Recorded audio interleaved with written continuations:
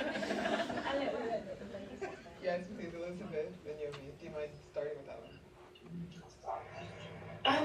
I think it's interesting for me anyway, because I think personal brand was definitely a very sort of new concept for me.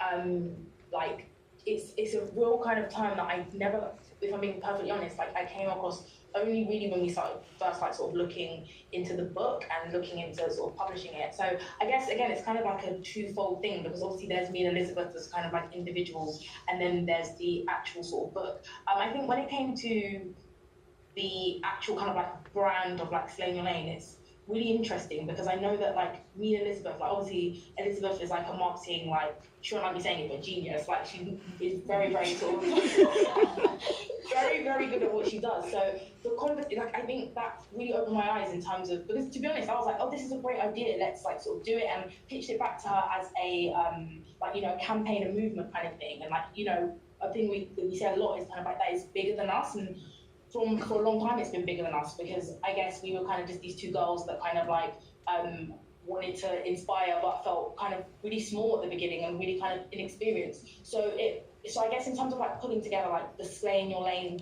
brand, if the thing that kind of jumps out to me immediately in terms of the conversations we had is how much we wanted to kind of buck the, I suppose, publishing stereotype of what a black book is. And I kind of mentioned it earlier in terms of like in terms of us wanting this from the very offset to be very mainstream, because we didn't like that kind of like what I call like a bookshop apartheid, where it's like, you have this like entire bookshop dedicated to all these kind of other books, and they're all written by white authors, and then you have this like black studies section, and it's like it's got books from, I mean, at least in my local library in Croydon, we have like a black section. It's got romantic novels in there, it's got like the Nelson Mandela biography in there, it's got Mary Barker's book in there, it's got like all these, it's got Mallory Blackman books in there. Nothing in common with any of these books other than that the authors are black, or that it's about in some way like the black experience. I think for us, even from everything down to the front cover to our social media campaign, we very much intentionally wanted to up the trend of like what a black book was, what it looked like. So even in terms of the cover, when we sort of spoke to publishers, so many publishers were kind of like keen on us having like a particular aesthetic, one that we felt was very removed from what at least like young black millennials like saw as the sort of like as something that emulated like what it is to slay in your lane.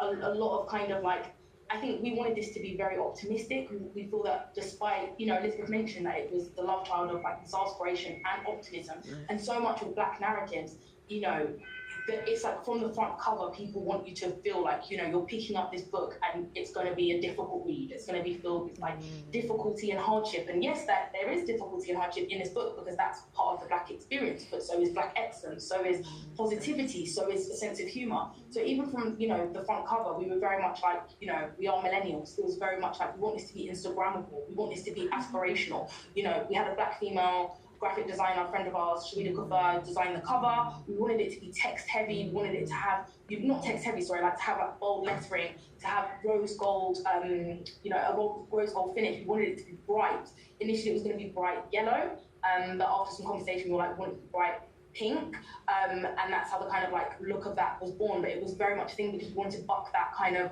stereotype and branding that does come with so many black books, where it's like, this cannot be in any way kind of positive or aspirational. And then I guess that was the same thing with our social media presence. So not many books have Instagram accounts. We have an Instagram account, we have a Facebook page, we have a Twitter, because that's how so many black women have empowered themselves through online. And I think in terms of what our Instagram looks like, and in terms of what our social media presence looks like, it's optimistic, it's fun, and it wasn't an accident. Me and Elizabeth, we like to think that we're fun as people, but it definitely was something that, we thought we wanted it to speak to black women, not to speak to white society stereotypes of black women. And that's where Elizabeth's brand and marketing experience was so key, because she'd tell me stories about, when she was working in the city, and how, it'd be like, she'd have to really fight to kind of have black representation in terms of like aspirational images for where she worked.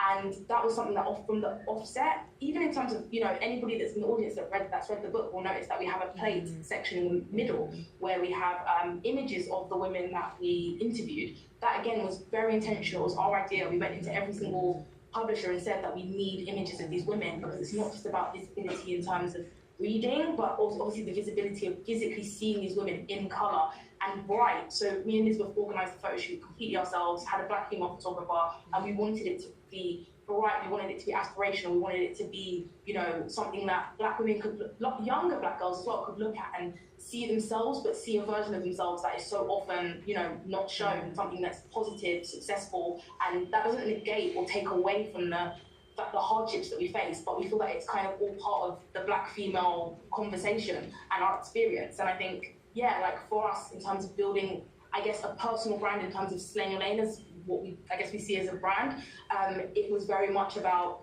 not skirting around the realism of what it is to be a black woman, and obviously incorporating that hardship and that, you know, working twice as hard element that we all know of, but also trying to portray, you know, our reality of what it is to be a black woman, which is also so positive and so beautiful. And you think that's probably, to be honest, why the book has done well, because, you know, on our Instagram and stuff, like we get a lot of like kind of like posts, and we get a lot of kind of like positive feedback, but not just from our community, because to us, a lot of white women walk past the book and are like, don't even know what this is about, but it says Slay on it, it's pink, it looks great, like the pictures are nice, let's find out, and then end up buying this massively political and like quite serious book about what it is to be a black woman in Britain. So I think that was very much our kind of thing around like branding and marketing. Yeah, and I would say in terms of, I guess, branding and personal brand, I think two things that's really important is storytelling. That's, for me, that's what personal brand is. Someone being able to kind of understand your story very quickly. And I think Karen Blackett talks about it in a book about being able to kind of rehearse it, and that does take time for you to get an understanding of, I guess, what your story is. And I think once you get there, it's being consistent with everything. So I think those are two things: understand what your brand is, what you want to recognise you for, and then be consistent with it across platforms, but also when people meet you in person. So.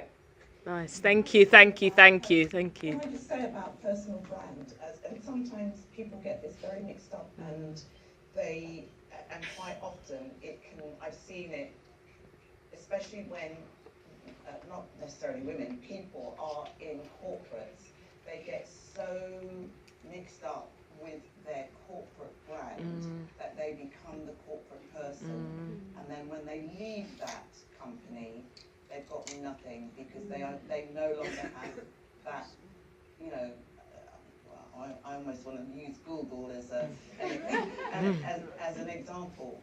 You know, it's great being a Google person, but Google is not your brand. And when you leave Google, you need to make sure that your personal brand still stands out.